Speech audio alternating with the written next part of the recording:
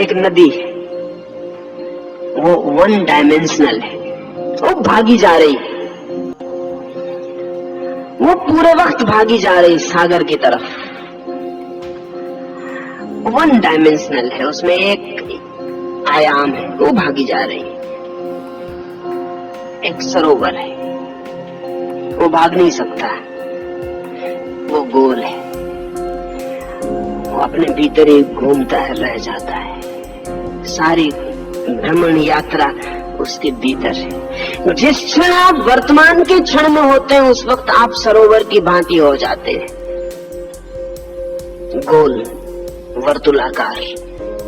शक्ति आपके भीतर घूमने लगती, क्योंकि बाहर जाने के लिए कोई मौका नहीं मिलता। मौका मिलता है भविष्य से। कल क्या करूंगा, इससे तत्काल मौका मिल जाता है। कल क्या होगा, तत्काल मौका मिल जाता है। अभी हूँ, यहाँ हूँ, आप मुझे यहाँ सुन रहे हैं।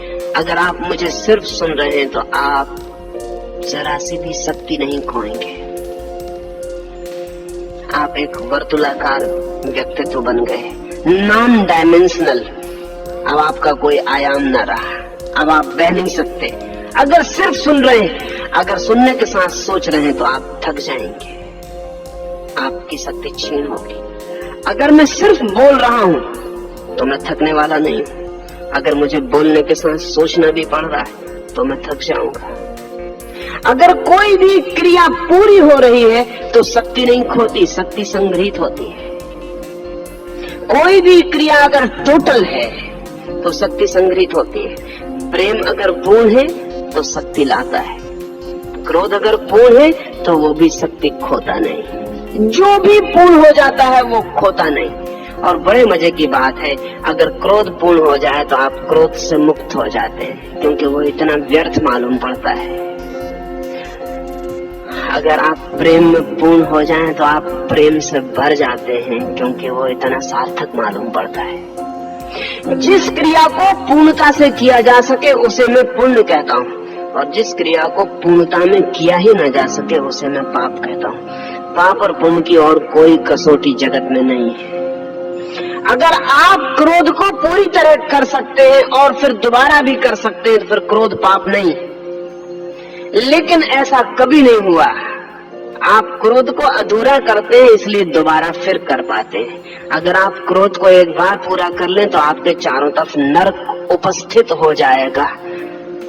जिस नरक को आपने शास्त्रों में पढ़ा है वो आपके आसपास खड़ा हो जाएगा, और दोबारा आप उस नरक में फिर प्रवेश न चाहेंगे। फिर आप माफी ना मांगेंगे किसी से, बस क्रोध के बाहर हो जाएंगे। आग इतने जोर से लगेगी कि उसके बाहर होने के सिवाय कोई रास्ता नहीं रह जाएगा। लेकिन हम कुनकुनी आग में जीते हैं, ल्यूकवार्म। थोड़ा थोड़ा करते रहते हैं तो जिंदगी भर चलता रहता है, चुकता भी नहीं और चलता भी रहता है। नर्क पूरा बन जाए तो स्वर्ग में जाने में देर नहीं, लेकिन नर्क भी हम इतने धीरे धीरे बनाते हैं कि वो कभी पूरा नहीं बन पाता, उससे छुटकारा नहीं हो पाता।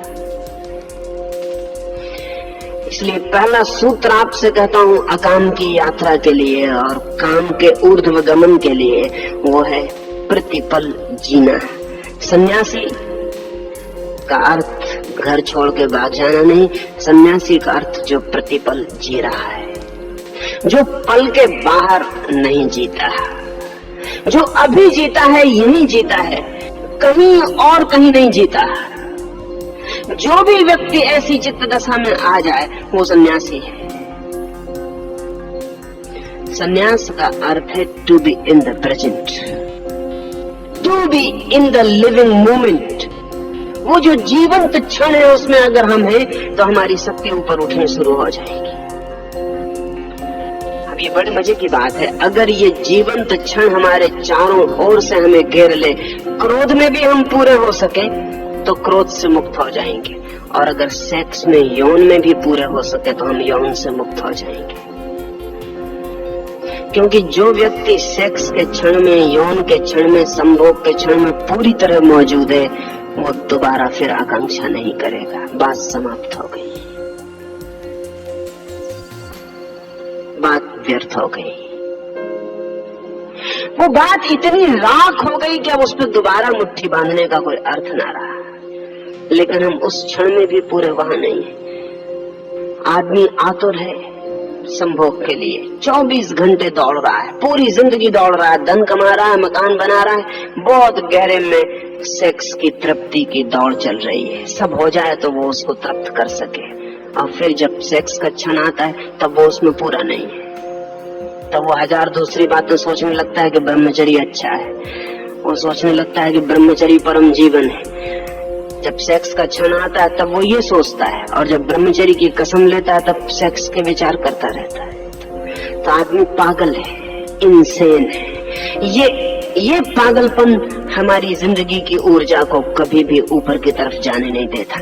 इसलिए पहला सूत्र आपसे कहता हूँ, पल पल जीना, तो आपके भीतर अकाम शुरू हो जाएगा, काम छीन होने लगेगा। क्योंकि काम के लिए भविष्य जरूरी है, कामना के लिए कल जरूरी है। सच तो यह है कि कल अस्तित्व में होता ही नहीं, सिर्फ कामना में होता है।